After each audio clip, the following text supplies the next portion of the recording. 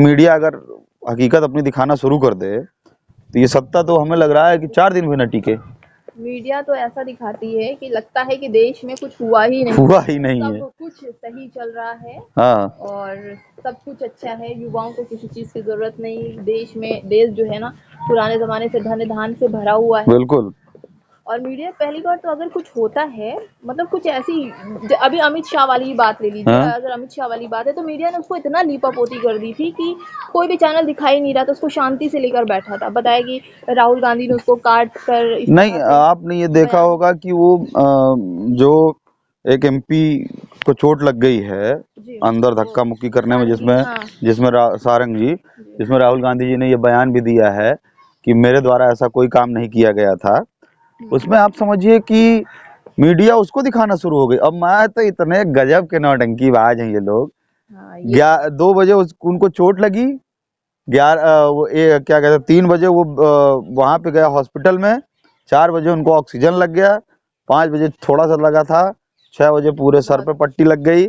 मतलब इन लोगों का तो भाई एकदम इस तरह शून्य कर दिए, किस किस हद तक ये लोग जा सकते हम हैं। ये कहते हैं जब ये लोग कहते हैं कि हम लोगों ने आज़ादी की लड़ाई में बहुत योगदान दिया, बड़ा मतलब प्रोटेस्ट किया, क्रांति के साथ में थे, जाने दी। इतनी कमज़ोर जब ये लोग हैं तो आगे क्या किया होगा? क्रांति के लिए ये लोग खड़े हुए कुछ नहीं होंगे? नहीं, इन्होंने कोई क्रांति की ही नहीं। इनका देश की इनसे आज़ादी के लिए बोल इनसे रहे हैं कि इनसे ये बताएं ना अपने इतिहासकारों के बारे में। ये बताएंगे तो वही सावरकर को बताएंगे, तो सावरकर के बारे में मैंने आपसे अभी बताया। ये बताएंगे तो नाथूराम गोडसे को बताएंगे, और किसको बताएंगे? इनके पास और कोई इतिहासकार है? ये केवल जो इस देश की आज़ादी में, आप इस बात को समझिए कि महात्मा गांधी को ये बड़ा उलूल जुलूल कहते हैं, पंडित जवाहरलाल नेहरू, लाल बहादुर शास्त्री, इन तमाम महान पुरुषों के बारे में बहुत गलत गलत अफवाह सोशल मीडिया में फैलाते हैं। मैं इनसे पूछना चाहता हूँ कि उस बूढ़े की लाठी ने और बिना कपड़ा पहने वाले उस व्यक्ति के जज्बे ने माँ भारती पर जड़ी हुई बेटियों को अपनी दांत से काट के भगा दिया, जिन्होंने कहा कि सत्य और अहिंसा के रास्ते में चलो, हिंसक मत बनो। महात्मा गांधी जी ने जो अहिंसा की बात की थी, वो बिना कुछ किए उन्होंने ये क्या कहते हैं देश को आज़ादी दिला दी, केवल अहिंसा के रास्ते पे चल के, आंदोलन करके और तमाम प्रदर्शन करके लड़ाई लड़ी।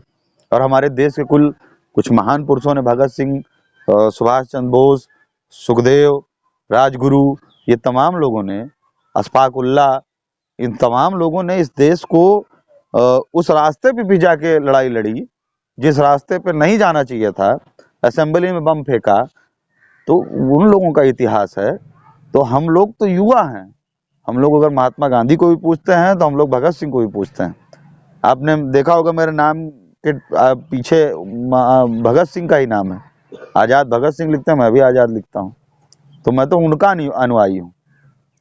तो ये एक जो ये मैंने बताया नहीं आपसे कि ये एक जहर इस देश में बोना चाहते हैं, एक जहर इस देश में ये फैलाना चाहते हैं, और उस जहर के लिए हम लोगों ने एसिड रखा हुआ है अपने पास। जिस जगह पे ये उस जहर को डालेंगे वहीं हम एसिड डाल देंगे कि उसका नामो निशान खत्म हो जाएगा, वो जहर नहीं पनपेगा। इन लोगों ने तो बहुत बातें करते हैं कि हम लोगों ने जब से 2014 से नरेंद्र मोदी जी आए, बीजेपी सरकार आई, तब से देश को आज़ादी मिली, ऐसा इनके विधायक सांसद बोलते हैं। तो क्या आप समझते अरे हैं आप क्या इनका समझिए, ये तो ये भगत कहते सिंह का हैं कोई कि योगदान नहीं था? ये तो ये कहते हैं कि ये देश अभी भी 70 साल के पहले से भी अभी भी गुलाम है, लीच पे चल रहा है। हाँ ये तो पता नहीं क्या क्या कहेंगे ये। मैंने आपसे क्या बताया, इनके नेताओं और इनके विधायकों, इनके सांसदों, इनके मंत्रियों को बीजेपी आईटी सेल के द्वारा सुबह एक मैसेज भेज दिया जाता है कि महात्मा गांधी जी इस देश के सबसे नकर्रा और निकारा व्यक्ति थे। जितना आईटी सेल के द्वारा इस भारतीय जनता पार्टी कार्यकर्ताओं और भारतीय जनता पार्टी के मंत्री विधायकों के पास जो भेजा जाएगा, उससे ना एक शब्द इधर न एक शब्द उधर, उनको बोलना ही नहीं है। अगर बोल देंगे तो बैठे सत्ता में माननीय प्रधानमंत्री जी, गृह मंत्री जी उनको हटा देंगे पार्टी से, फिर वो अपने न्याय की गुहार लगाने लगेगा। वही विधायक, वही मंत्री जो आपके साथ चल रहा है, अगर वो आपके आगे थोड़ा सा भी बोल दिया तो आप उसको हटा देंगे, बाहर कर देंगे, फिर वो आपसे न्याय की मांग करने लगेगा। तो ये इनका एक मतलब नपी तुली साजिश की गई है इस देश को तोड़ने की, इस देश को बर्बाद मतलब इस देश के युवाओं को ना बोलने की, इस देश के युवाओं को रोजगार न करने की, इस देश के युवाओं को पढ़ लिख कर अच्छी संस्था में बैठ। अब आप देखिए सारा ये संस्था प्राइवेटेशन कर दे रहे हैं, प्राइवेट कर दे रहे हैं। मतलब जी।